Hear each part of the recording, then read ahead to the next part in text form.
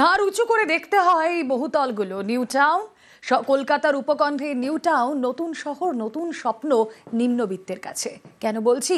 কারণ হাতের মুঠোয় এবার নিউ টাউন। আর্থিকভাবে পিছিয়ে পড়াদের জন্য সরকারি আবাসন। নিউ টাউনে নিম্নবিত্তের জন্য আবাসন রাজ্যের নিজন্য ও সুজন্য। আবাসনের উদ্বোধন মুখ্যমন্ত্রীর। কথা বলবো অভিজিৎ চন্দ্র, প্রতিনিধি রয়েছেন আমাদের সঙ্গে। অভিজিৎ, নিম্নবিত্ত যারা ধরো এই নিউ টাউন দিয়ে যারা পাস করছেন, তারা ওই ঘাড় উঁচু করে দেখছেন আর শুধুই স্বপ্নের জাল বুনছেন। এবার বোধহয় আর তা নয়, স্বপ্ন এবার হাতের মুঠোয়। নিঃসন্দেহে রয়েলা।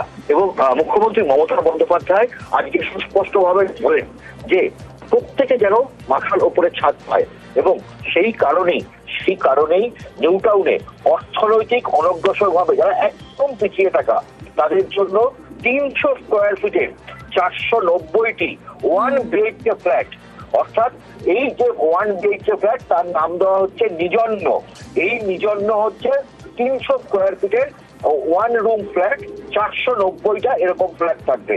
এবং তার সঙ্গে কি যারা স্বল্পবিত্ত অর্থাৎ এলআইজি, লোয়ার ইনকাম গ্রুপ, তাদের জন্য যে ফ্ল্যাট সেটা হচ্ছে 2 BHK ফ্ল্যাট, অর্থাৎ 2টি রুমের ফ্ল্যাট, তার নাম দেওয়া হচ্ছে সুজন্য। সেটা কত? 620 স্কোয়ার ফিটের 620 স্কোয়ার ফিটের 720টা, 620 স্কোয়ার ফিটের 720টি এরকম 2 BHK ফ্ল্যাট। এবং মোট 7 একর জমি দেওয়া হয়েছে। 7 একর জমি দেওয়া হয়েছে রাজ্য সরকার থেকে সম্পূর্ণ বিনামূল্যে, যেখানে এই নিজন্য এখন শুধু স্বপ্ন সত্যি হওয়ার পথে। ধন্যবাদ।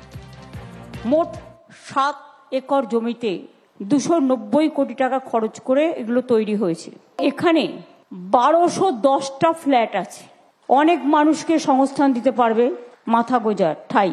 যেটা ইকোনমিক উইকার সেকশন ক্লাস আছে, তৈরি হয়েছে 15 তলা, G+14। আমি তার নাম দিয়েছি নিজন্য। এলআইজি ফ্ল্যাট যেটা আছে 16 তলা, G+15, তার নাম রেখেছি সুজন্য। আর এখানেও 720টা ফ্ল্যাট আছে। মোট টোটাল 1210টা ফ্ল্যাট তৈরি করা হয়েছে। জমি কিন্তু সরকার দিয়েছে, জমির দাম কিন্তু নেওয়া হয়নি।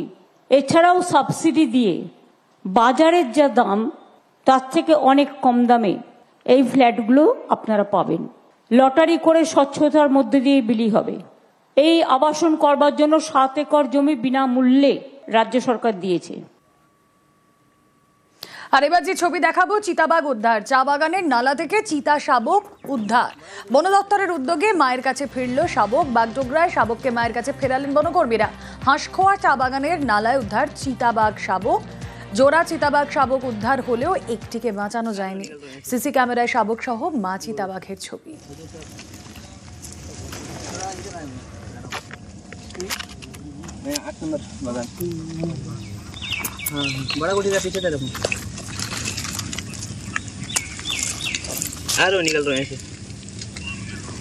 জেলা থেকে সরাসরি শুরুতে ডিজিটাল অ্যারেস্ট নিয়ে কথা বলবো। ডিজিটাল অ্যারেস্টে ভারতে প্রথম দোষী সাব্যস্ত।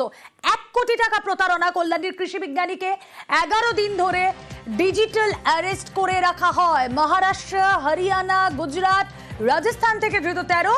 সবার প্রথম কল্যাণী আদালতে দোষী সাব্যস্ত নয়। ডিজিটাল অ্যারেস্টে ভারতে প্রথম দোষী সাব্যস্ত 1 কোটি প্রতারণা কল্যাণীর কৃষি বিজ্ঞানীকে। বিস্তারিত জানবো, প্রতিনিধি রঞ্জিত রয়েছেন সঙ্গে। রঞ্জিত, সাজা ঘোষণা হবে আগামীকাল। দোষী সাব্যস্ত আজ হয়েছে আদালতে, আগামীকাল সাজা ঘোষণা। লেটেস্ট কি আপডেট তোমার কাছে?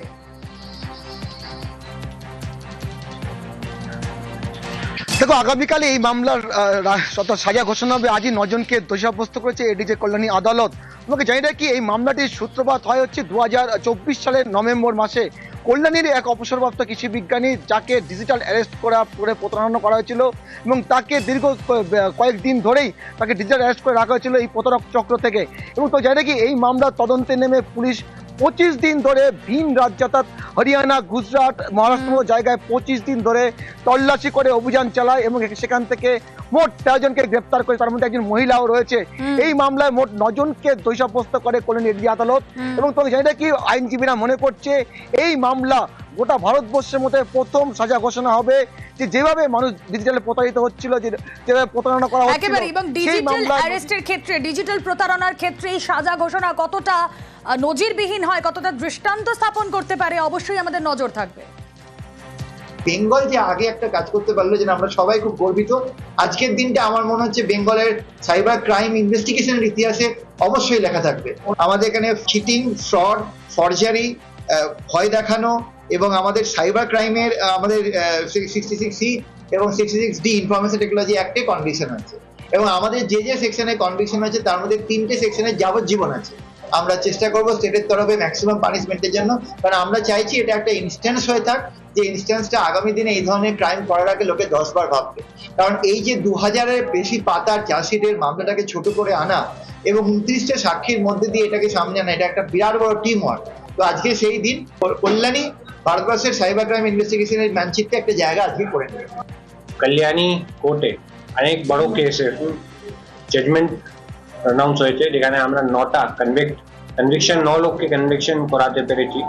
9 জন আমরা চার্জশিট দিয়েছি, 4 জন অন্য কেসে চার্জেস ফেস করছে। এরা পুরো র্যাকেটে নেটওয়ার্কের মধ্যে আছে, মানে এরা টাকা দিচ্ছে, কমিশন রাখছে, টাকা দিচ্ছে। কম্বোডিয়া পার্টটা আমরা পার্সিউ করতে পারিনি, because it is between the countries, diplomatic channels use করতে হয় ওখানে। ইন্ডিয়ার ভিতরে অপারেট করছে, ওনাকে কিন্তু আমরা ধরতে পেরেছি। তো এটা আমরা একটা প্রেসিডেন্ট সেট করতে চেয়েছিলাম কি if you engage in any cyber crime, police will come after you, আপনাকে আমরা ধরবো and the law will take its course. গুপ্তচর স্ত্রীর খোঁজে লুকআউট নোটিশ, ভিক্টোরিয়া বসুর বিরুদ্ধে লুকআউট নোটিশ জারির নির্দেশ সুপ্রিম কোর্টে। ভিক্টোরিয়া বসুকে শিশু সহ খুঁজে বের করার নির্দেশ, শিশুকে খুঁজে বাবা সৈকত বসুকে হস্তান্তরের নির্দেশ। কথা বলবো, প্রতিনিধি মৈত্রেয়ী ভট্টাচার্য রয়েছেন সঙ্গে। মৈত্রেয়ী, শীর্ষ আদালতের ঠিক কি নির্দেশ?